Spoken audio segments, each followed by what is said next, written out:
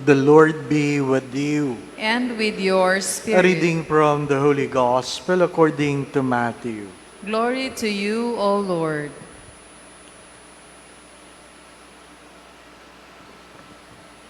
As Jesus got into a boat, his disciples followed him. Suddenly, a violent storm came up on the sea, so that the boat was being swamped by waves, but he was asleep. They came and woke him, saying, "Lord, save us!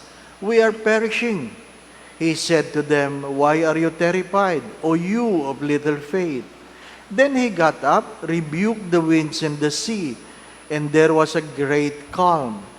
The men were amazed and said, "What sort of man is this, whom even the winds and the sea obey?"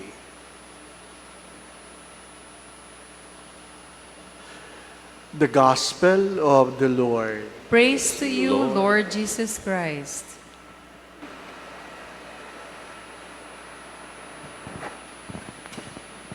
Lord, save us.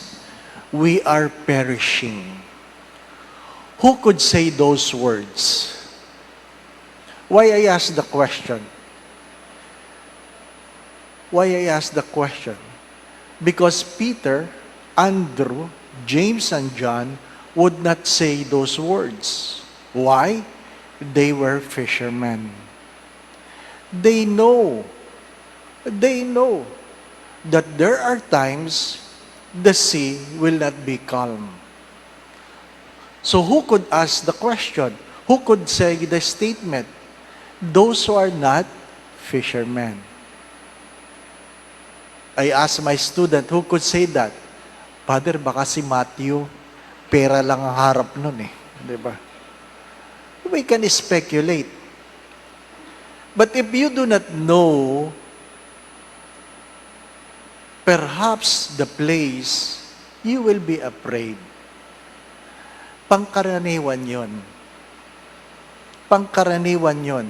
Hindi kasalanan yon na tawagin ng Diyos sa mga pagkakataong kayo ay natakot. Tanggapin mo, natakot ka. Hindi po ba, no? Pero yung mga taong sanay, hindi sila natatakot. But what is the gospel trying to tell us? If you want to follow the Lord, you must open yourselves to end discomfort. Ano sabi ko kahapon? You don't prepare the road for your children. You prepare your children for the road. Hindi mo pwedeng baguhin ang mundo para sa iyong mga anak. Ihanda mo yung mga anak para sa mundo. Kung gusto mong maglingkod sa Diyos, hindi pwedeng baguhin ng Diyos ang mundo para sa iyo. You must prepare your hearts for the world. Anong problema natin, especially the parents? You always serve food that your children wants to eat. You must teach your children sometimes to eat what is being served. That is very important. That is very important. You cannot always serve your children the food they want to eat. You must teach them to eat what is being served. Mahirap yung pag nag-apply tayo ng trabaho, gusto natin yung buong kumpanya mag-a-adjust sa atin. Tayo ang mag-adjust. Tayo ang nagtatrabaho eh. Hindi po ba?